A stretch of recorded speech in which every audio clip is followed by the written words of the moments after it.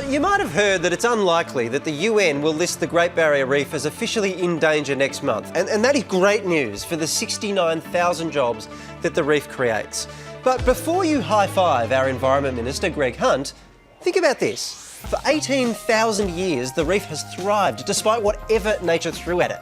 It's become the biggest reef on the planet, home to more than 10% of all species of fish. And in just a few decades, we have managed to trash it. Don't worry about finding Nemo. Soon we won't have to look very hard. He'll be floating on top of the sea. See that? He's right there. He's dead. Despite what the UN says, the reef is in danger, and scientists say it'll be dead by the end of this century.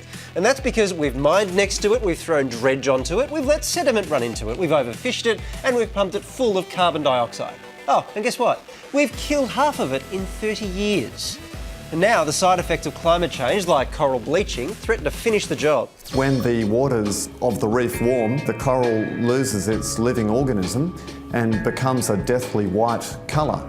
Coral can survive some bleaching events, but if it's year in, year out, unfortunately it's game over.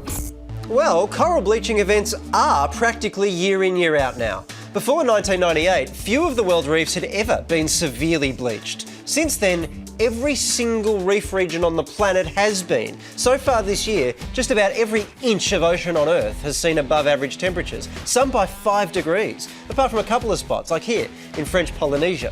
So perhaps, come 2050, Greg Hunt can move to Hohoi and escape the heat, except that rising sea levels will have wiped it off the face of the planet. Look, found Nemo again, he's still up there.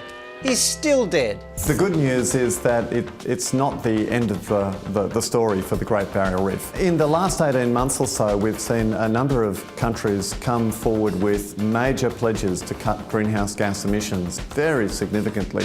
But not us. In fact, last year we were named the second worst out of nearly 60 countries when it came to tackling climate change.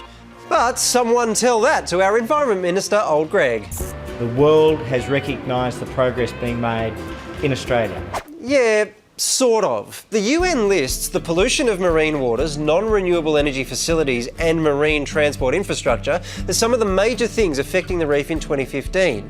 And all of those things are about to increase. Because what old Greg's not talking about is the plan that he approved last July to create one of the biggest coal mines on the planet right next to the reef.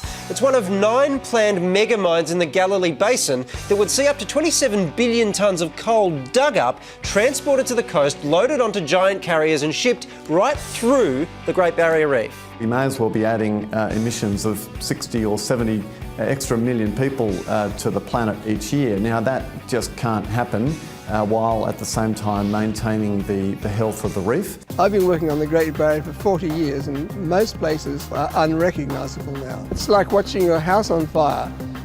It's slowly burning and the fire brigade's not turning up. So, what do? It seems that we've got two choices. On the one hand, we have Nemo. He's cute, he entertains children, and he's probably delicious. On the other, we have a lump of coal. It's black, it's resourceful, and it's good for humanity. Do we say bye-bye Nemo, or do we stop digging stuff out of the ground and shipping it on boats through Nemo's home?